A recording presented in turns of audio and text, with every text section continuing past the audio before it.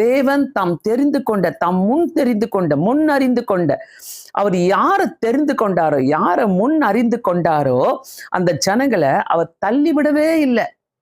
இதை வாசிக்கும் போது ஆண்டவர் எங்குமே நம்மளை கைவிடவில்லை. இல்லை, எந்த இடத்துலையும் அவர் விட்டு கொடுக்கல, எந்த இடத்துல நம்மளை கைவிடலை, எந்த இடத்துலையும் நீ என்னுடைய மகள் கிடையாது, நீ என்னுடைய மகன் கிடையாது என்று அவர் சொல்லவே இல்லை. அதை படிக்கும் போது எனக்குள்ள ஒரு உற்சாகத்தின் ஆவியும் ஒரு அபிஷேகம் எனக்குள்ள தனியாவே என்னை அப்படியே உற்சாகப்படுத்துச்சு. அதுக்கப்புறம் உட்கார்ந்து நான் நிறைய நேரங்கள் ஆண்டவரோடு கூட ஜெபிக்க ஆரம்பிச்சேன்.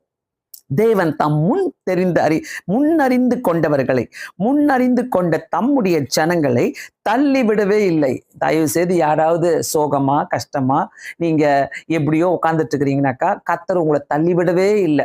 அதுல 1வது வசனத்துல பாருங்களேன், ரொம்ப அழகா இருக்குது. தேவன் தம்முடைய ஜனங்களை தள்ளிவிட்டாரோ என்று கேட்கிறேன். தள்ளிவிடவில்லையே. எப்படி பாருங்க, பதிலும் இருக்குது, கேள்வியும் இருக்குது, பதிலும் இருக்குது. தள்ளிவிடவில்லையே.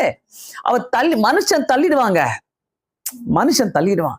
ஆனா கர்த்தர் என்னைக்குமே நம்மளை தள்ளவே மாட்டார், தள்ளி போகவே மாட்டார். ஆண்டவர் இந்த வார்த்தையை நான் படிக்கும் போதே, அப்போ ஆண்டவர் என்ன தள்ளி விடலைன்னா நான் எந்தெந்த இடத்துல ஆண்டவரை தள்ளி விட்டுறேன், நான் எப்படிலாம் ஆண்டவரை தள்ளி விட்டுறேன், அப்போ எனக்குள்ள என்ன வேணும். எங்களுக்கு ஒரு தியாலஜிக்கல் ஸ்டடிஸ் சர்க்கிளில் எங்களுக்கு ஒரு அலுமினை நடந்துச்சு, நான் படித்த காலேஜில் குருக்கல்ல. ஸோ அங்கே பார்த்தீங்கன்னாக்கா அங்கே ஒரு பிரசங்கத்தை நான் கேட்கும் போது பயங்கரமா ஒரு உற்சாகமா இருந்தது. அதாவது போல்டு விஷன், அந்த போல்டு விஷன் இருக்கணும்னு சொல்லிட்டு அதை பத்தி பேசும்போது நிறைய பேசினாங்க. அது என்ன ரொம்ப கேட்சியா இருந்தது. அந்த வார்த்தை என்னை தொட்ட வார்த்தை அது. அந்த போல்டு விஷன் யாருக்கெல்லாம் இருக்குது அப்படின்னு நம்ம பார்க்கும் போது வேதத்துல நிறைய பேர் இருக்கிறாங்க. நிறைய பேர் ஜெயிச்சதுக்கு காரணமே அவங்களுடைய வாழ்க்கையில அவங்களுக்குள்ள இருந்த ஒரு போல்டு விஷன், அவங்களுக்குள்ள இருந்த ஒரு போல்டு, ஒரு தைரியமான பார்வையும் ஒரு தைரியமான ஃபெய்த், விசுவாசமும், இது ரெண்டுமே அவங்களுக்குள்ள இருந்ததுனால வாழ்க்கையில அந்த வேதத்துல பார்க்கறவங்க அத்தனை பேருமே ஜெயிச்சாங்க, ஆண்டவரை வச்சு ஜெயிச்சாங்க.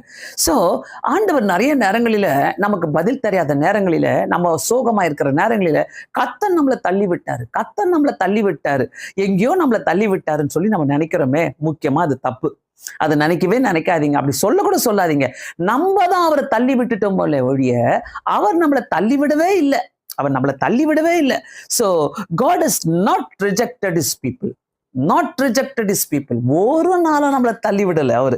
அதுக்கு சில காரியங்களை நான் எடுத்துக்கொண்டிருந்த போது என் மனசுக்குள்ள வந்தது, இந்த நம்மளுக்குள்ள ஒரு கர்த்தர் நம்மளை தள்ளி விடல, ஆனா நான் தள்ளி விட்டேன்னா, நான் தள்ளி விடாம இருக்கணும்னாக்கா எனக்குள்ள ஒரு போல்டு ஃபெய்த் வேணும்.